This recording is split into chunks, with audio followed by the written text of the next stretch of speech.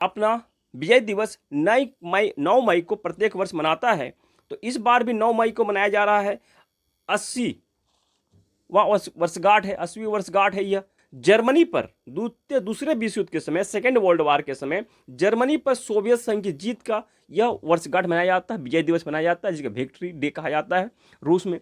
इस आयोजन में प्रधानमंत्री नरेंद्र मोदी जी को न्योता दिया गया था, निमंत्रण दिया गया था, परंतु पहलगाम हमले के कारण उनका दौरा रद्द हो गया। उसके बाद रक्षा मंत्री राजनाथ सिंह को जाना था, परंतु उनका भी जाना कैंसिल हो गया।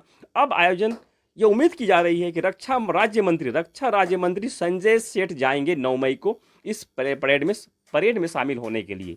तो इंपॉर्टेंट प्रश्न है, तो संजय सेठ का जो एमपी है, सांसद है, उनका संसदीय क्षेत्र क्या है? तो संसदीय क्षेत्र रांची है। रांची जो कि झारखंड की राजधानी रांची है। एमपी यहाँ के हैं, रांची के एमपी है संजय सेठ।